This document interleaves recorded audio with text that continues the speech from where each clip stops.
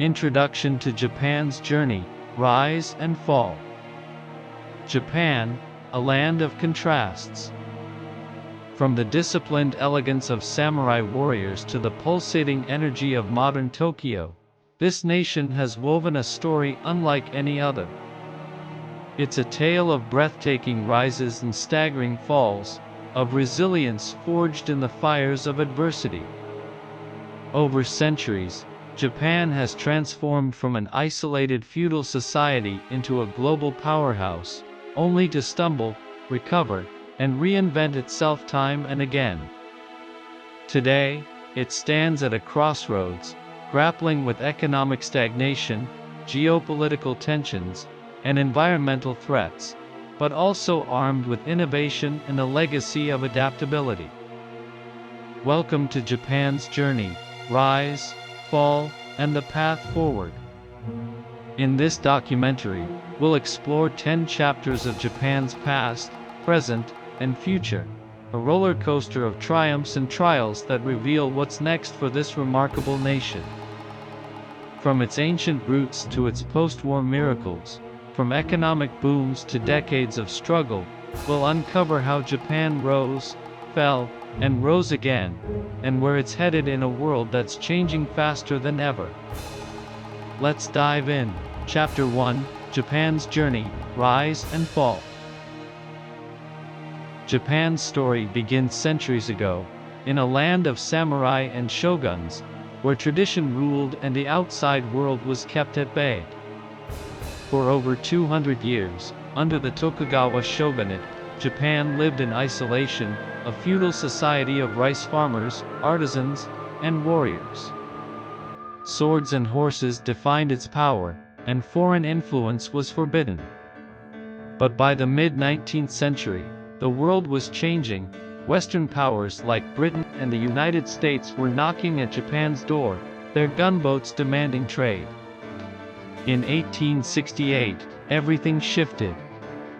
The Meiji Restoration toppled the shogunate, and a young Emperor Meiji took the throne, vowing to modernize Japan and secure its place among nations. The transformation was staggering.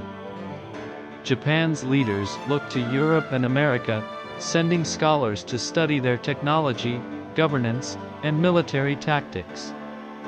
At home, they tore down the old order, samurai lost their privileges, and the government poured resources into railroads, telegraphs, and shipyards. Within decades, Japan went from a medieval economy to an industrial powerhouse. But this wasn't just mimicry.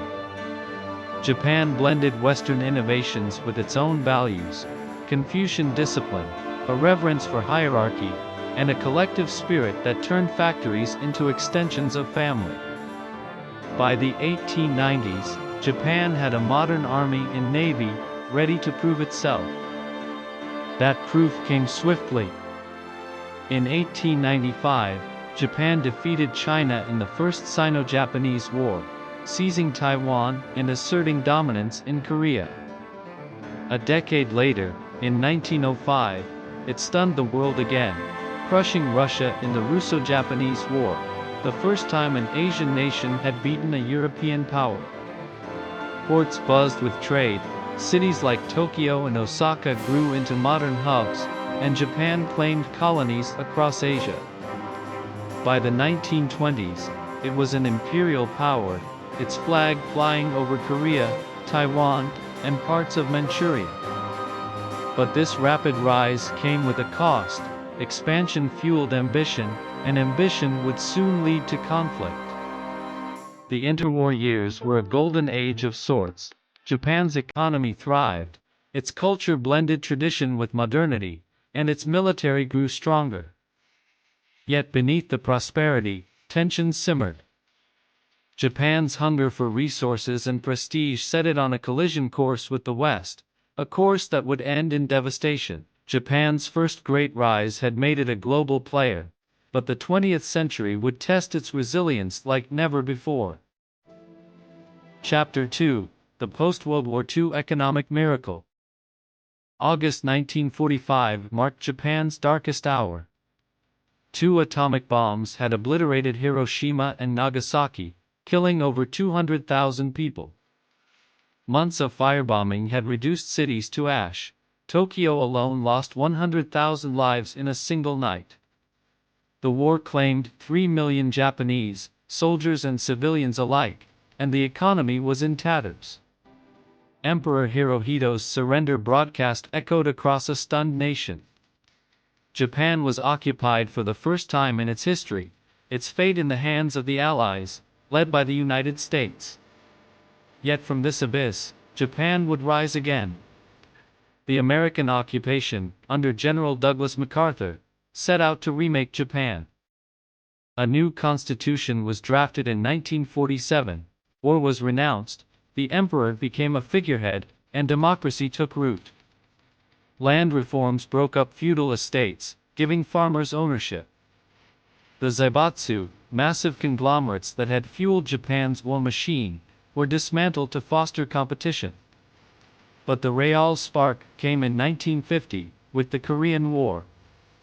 Japan became the UN supply hub, its factories churning out trucks, steel, and textiles. The economy roared back to life. What followed was nothing short of a miracle. Guided by the Ministry of International Trade and Industry, or MITI, Japan pursued export-led growth. Companies like Toyota, Honda, and Nissan revolutionized cars, reliable, affordable, and soon flooding global markets. Sony and Panasonic brought radios, TVs, and cameras to living rooms everywhere. Workers embraced a culture of precision and teamwork, earning Japan a reputation for quality. Between 1955 and 1973, GDP grew at an astonishing 10% per year. By 1968, Japan was the world's second-largest economy, a phoenix risen from the ashes. The 1964 Tokyo Olympics were Japan's coming-out party, modern stadiums, cutting-edge infrastructure, and the Shinkansen, the world's first high-speed train, dazzled the globe. Suburbs bloomed with washing machines and TVs, symbols of a new middle class. This was Japan's second great rise, a triumph of grit, ingenuity, and government planning. But as history often shows, every peak casts a shadow. That shadow would fall in the 1980s, when Japan's success spiraled into excess.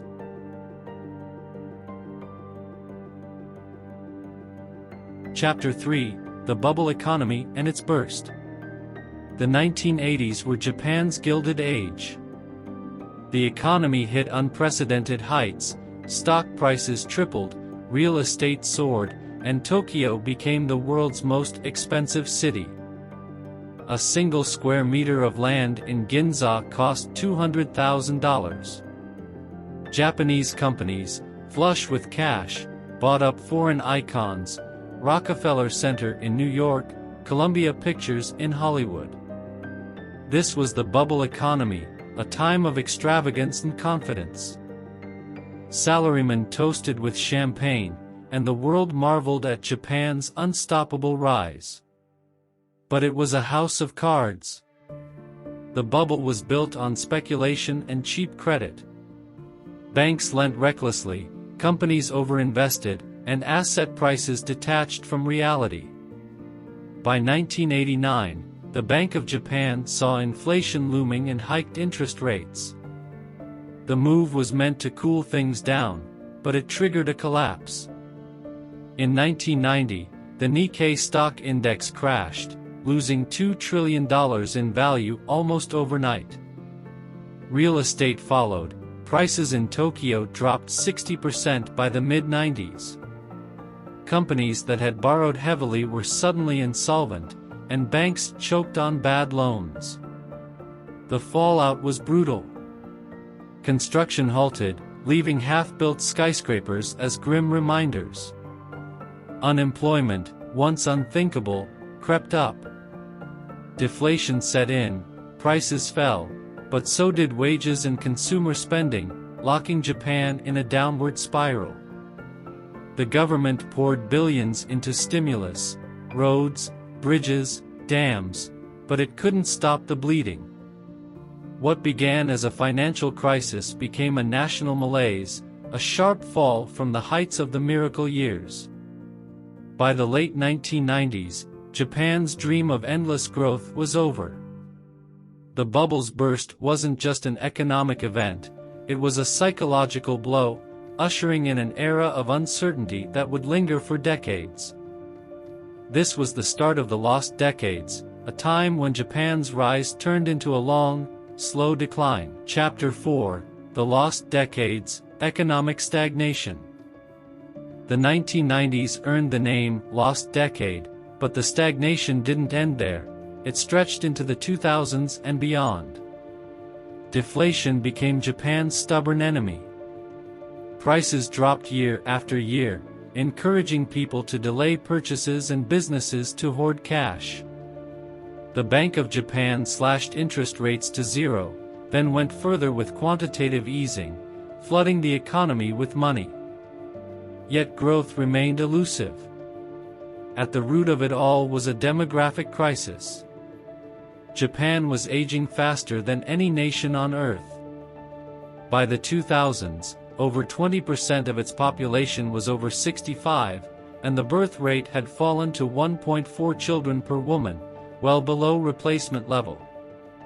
The workforce shrank, tax revenues dwindled, and pension costs soared. Rural areas depopulated as young people moved to cities, leaving behind abandoned homes and schools. Meanwhile, zombie companies, firms kept alive by cheap loans, clogged the economy, too weak to innovate, too entrenched to fail. In 2012, Prime Minister Shinzo Abe took office with a bold fix: Abenomics. It had three arrows: massive monetary stimulus, government spending, and structural reforms. The yen weakened, boosting exports, and the stock market surged. New highways and bullet train lines sprouted across the country. But the third arrow, reforms to labor laws, corporate governance, and immigration, faltered. Resistance from businesses and a conservative public slowed progress. By 2020, growth hovered at 1%, a far cry from the miracle years. Today, Japan's economy is stable but stagnant. Deflation has eased, but the population crisis looms larger than ever. The lost decades exposed deep structural flaws, yet they also forced Japan to adapt, setting the stage for a new chapter. As the economy struggled, Japan's society began to transform in ways no one could have predicted. Chapter 5: Social and Cultural Shifts, A Changing Japan. Even as Japan's economy faltered, its culture soared. The 1990s and 2000s saw Japan become a global cultural juggernaut. Anime like Sailor Moon and Naruto captivated millions, while Studio Ghibli's films won Oscars. Video games from Nintendo and Sega defined a generation. J-pop idols filled stadiums, and manga lined shelves worldwide. This cultural export boom softened the blow of economic woes, but at home, Japan was wrestling with profound social change. The post-war social contract, lifetime jobs, loyalty to the company, crumbled. Young Japanese, dubbed freeders, drifted between part-time gigs, unable to find the security their parents had known. Marriage and childbirth rates plummeted. By 2020, the fertility rate hit 1.3, and over 28% of the population was over 65. Rural Japan hollowed out, while cities like Tokyo pulsed with energy, drawing global talent and fostering subcultures like cosplay and punk fashion. But there were shadows. Hikikomori, young people who withdrew from society, numbered over 1 million, a symptom of isolation and pressure. Overwork claimed lives, with karoshi, death by exhaustion, becoming a grim buzzword. Mental health stigma kept many from seeking help. Gender roles lagged too, women entered the workforce in record numbers, but by 2020, they held just 10% of managerial roles, trapped by a culture that prized male breadwinners. Change is brewing. Womenomics, part of Abenomics, pushed for female empowerment, though progress is slow. Immigration, once unthinkable, rose. Over 2 million foreign workers now live in Japan, filling gaps in construction and caregiving. The government campaigns for shorter hours and more daycare, hoping to boost births. Japan is still Japan, deeply traditional, yet increasingly diverse. Amid these shifts, Japan turned to its oldest ally, innovation. Chapter 6, Japan's Technological Innovations, the Bright Side. Through the lost decades, Japan never lost its edge in technology. Robotics became a lifeline. Today, Japan has more industrial robots per capita than any nation. Humanoid bots like Honda's Asimo amaze the world, while practical robots now assist in factories and nursing homes, easing the strain of an aging population. In the auto industry, Toyota's Prius launched the hybrid revolution, blending fuel efficiency with cutting-edge design. Consumer tech thrived too. Sony and Panasonic refined TVs and cameras, while Nintendo's Wii and Switch redefined gaming. Japan leads in 5G networks and artificial intelligence, with companies like SoftBank betting big on the future. The government's Society 5.0 plan envisions a world where tech solves social ills, smart cities, automated healthcare, disaster-proof infrastructure. It's a bold vision for a nation needing renewal. Green tech is another frontier. After Fukushima, Japan scaled back nuclear power, turning to solar, wind, and hydrogen. By 2030, it aims to lead a hydrogen society, powering homes and cars with clean fuel. The maglev train, hitting 600 kilometers per hour, promises to shrink distances in a crowded nation. Tech isn't just a business here, it's Japan's bridge to the future. But as Japan innovates inward, it must also look outward, to a region growing more volatile by the day. Chapter 7, The Geopolitical Landscape, Japan's Future in a Changing World. Japan's location is both a blessing and a curse. Nestled in East Asia, it's surrounded by giants, China to the west, Russia to the north, and the unpredictable North Korea nearby. The rise of China's military and economy has shifted the balance. Beijing's claims over the Senkaku Islands, a cluster of rocks in the East China Sea, sparked regular standoffs.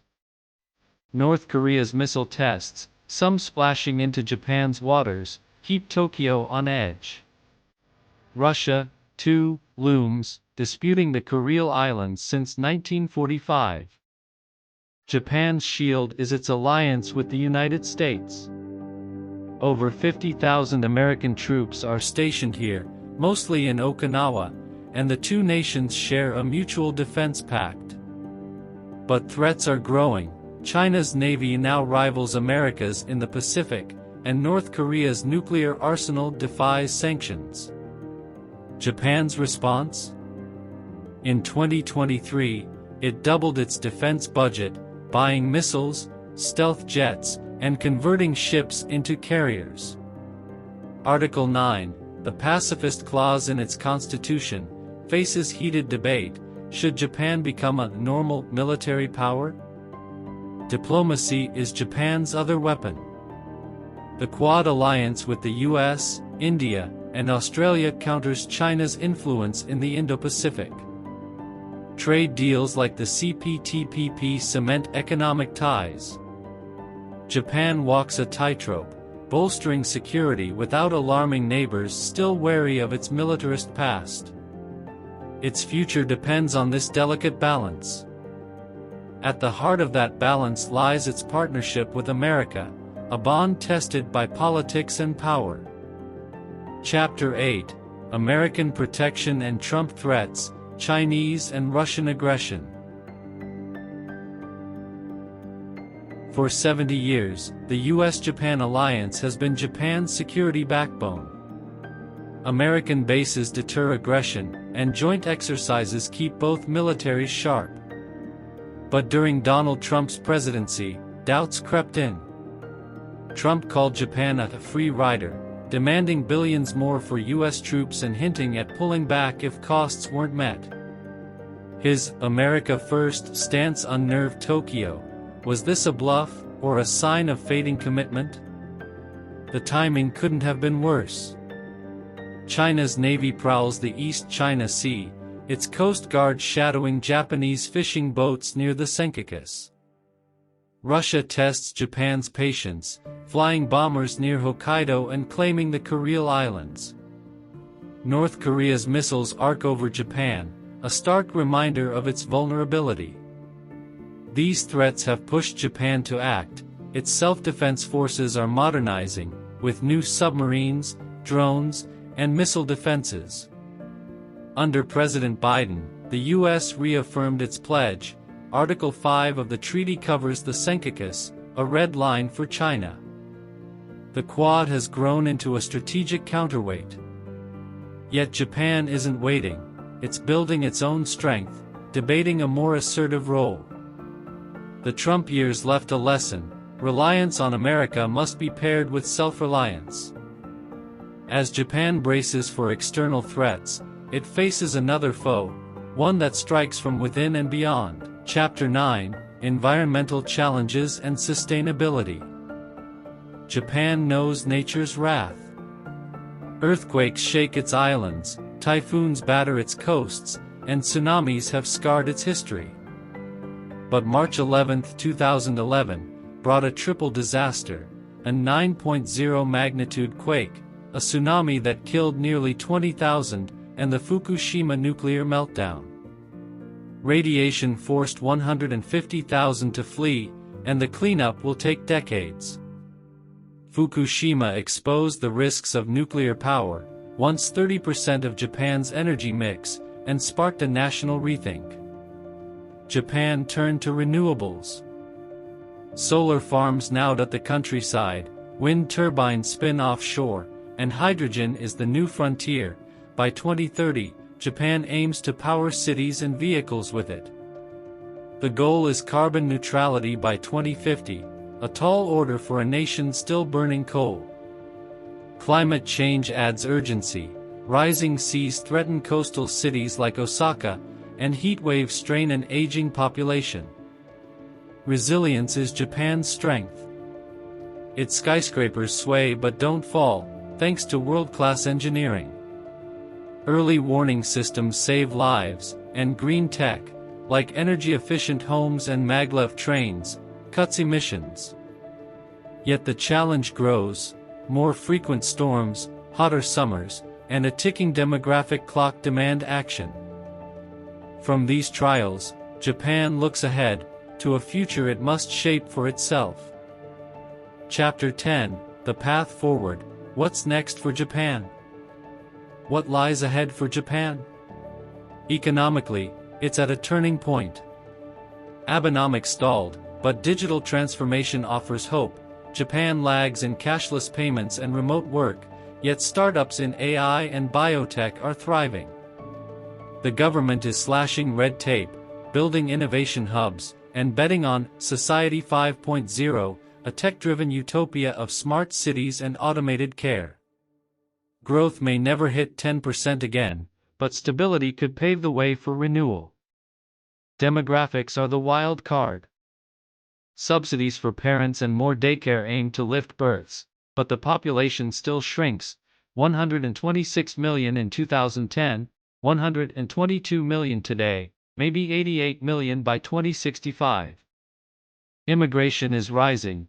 2 million foreign workers, mostly from Vietnam and China, prop up industries. Acceptance grows, though cultural clashes linger. Japan must decide: stay insular, or embrace a multicultural future. Globally, Japan's reach expands. JAXA plans lunar missions, eyeing a role in space colonization. Diplomacy shines through the Quad and UN peacekeeping. Climate leadership is a goal, green tech exports could redefine Japan's influence. At home, work-life balance, gender equality, and youth empowerment top the agenda, slow shifts, but vital ones. Japan's journey, feudal glory, imperial ambition, war's ruin, economic miracles, and modern struggles, teaches one truth: it adapts. The road ahead is steep, but with its history of resilience, Japan may yet write its greatest chapter.